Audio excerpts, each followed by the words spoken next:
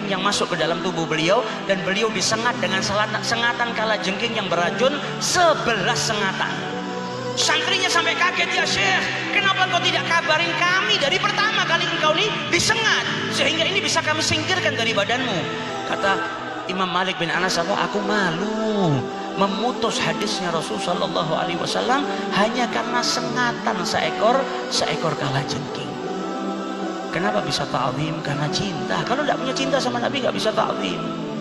Imam Malik bin Anas bisa sabar dengan senatan kalajengking. Kita sholat ada laler aja sudah tangan kemana-mana, sudah nggak betah. Tapi beliau disengat seperti itu masih bisa bersabar. Itu semua beliau lakukan karena apa? Karena kecintaannya kepada Rasulullah Shallallahu Alaihi Wasallam. Kalau datang ke masjidnya Nabi, langsung ke jendela makamnya Nabi, mengucapkan salam terlebih dahulu, baru mengajarkan hadisnya Nabi besar Muhammad Shallallahu Alaihi Wasallam. Ketika ditanya, ya Malik, kalau kami ini berziarah ke makam Nabi, baiknya menghadap kemana? Menghadap ke makam Nabi atau menghadap ke kiblat? Kata Malik bin Anas, kenapa engkau hendak menghadap ke kiblat? Di hari kiamat yang berkata analaha, yang bisa menyelamatkan dirimu bukan Ka'bah, tapi sahibul maqam Rasulullah Shallallahu Alaihi Wasallam. Ta'zim yang luar biasa, kecintaan yang luar biasa beliau dapetin dari mana? Karena cinta. Maka dari itu kalau kita ketemu ulama, orang yang alim tapi nggak ada mahabbahnya kepada Rasulullah, garing, kering. Tapi kalau ada orang yang ilmunya tidak banyak, sedikit, tapi mahabbahnya kepada Rasulullah SAW luar biasa, maka kita akan dapetin cahaya mahabbah tadi tertular. Seperti para a'immah yang luar biasa. Orang yang punya mahabbah kepada Rasulullah semakin tawadhu, semakin merendah diri. Berapa banyak kisah Imam Malik bin Anas, Imam Darul Hijrah, sama santrinya sendiri saja ta'zim. Imam Malik bin Anas ini pernah mimpi berjumpa dengan Rasulullah. Rasulullah mengucapkan salam untuk muridnya Imam Syafi'i.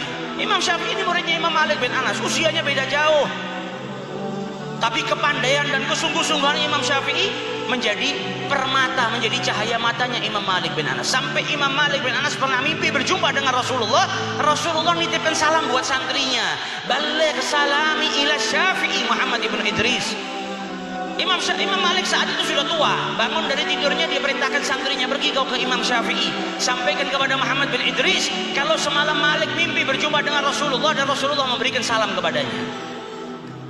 Maka santrinya Imam Malik bin Anas pergi ke rumah Imam Syafi'i. Sampai di rumahnya Imam Syafi'i bawa kabar gembira. Saking gembiranya Imam Syafi'i, Imam Syafi'i tahu, kata Rasulullah, apa kalau engkau diberikan sesuatu yang berharga oleh orang, maka balaslah dengan yang lebih berharga.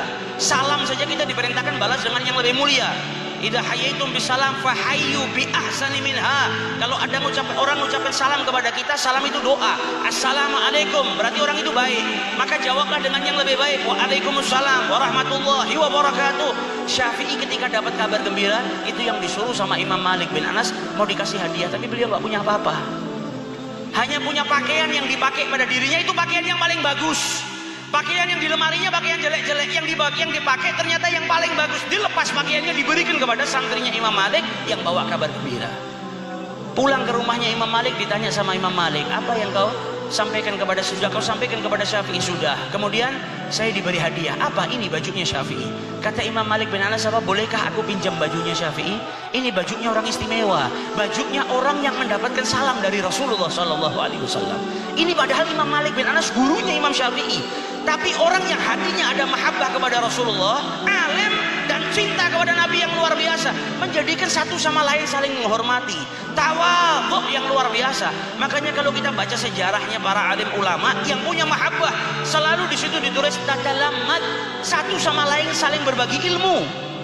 Bajunya Syafi'i diambil, dicuci dengan air, airnya diminum oleh Imam Malik bin Anas, mengharap keberkahannya Imam Syafi'i. Muridnya ngajar di masjid, Imam Malik bin Anas datang ke majelisnya tapi sembunyi di belakang dinding, di belakang tiang, karena kalau nampak takut kalau Imam Syafi'i tidak nyaman. Karena ada gurunya duduk di antara para santri, mendengar keluasan ilmu muridnya, kagum dengan muridnya sendiri, hormat dengan muridnya sendiri. Sampai setelah pengajian di dinding dulu di Masjid Nabawi itu, dinding tersebut ada tulisannya Imam Malik bin Anas sebelum ada renovasi. Ditulis oleh Imam Malik bin Anas, man arada ilmun nafis fa'alaihi bi Muhammad ibnu Idris. Barang siapa yang mau ilmu yang berharga, maka hendaknya dia menuntut ilmu atau belajar dengan Muhammad ibnu Idris, yaitu Imam Syafi'i. Selesai ngaji, selesai ngajar, Imam Syafi'i tahu kalau ternyata Imam Malik datang ke pengajiannya, duduk di belakang tiang. Beliau datang, sudah pergi Imam Malik, dan beliau dapatnya ada tulisan di tiang Masjid Nabawi, pujian dari gurunya untuk muridnya.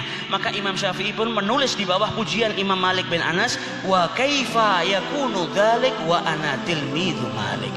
Bagaimana mungkin aku ini bisa jadi seperti itu sedangkan aku adalah santri atau pelajar atau murid daripada Imam Malik bin Anas. Satu sama lain saling menghormati, satu sama lain saling mengagungkan. Ini orang-orang yang di hatinya dipenuhi rasa cinta kepada Rasulullah Sallallahu Alaihi Wasallam.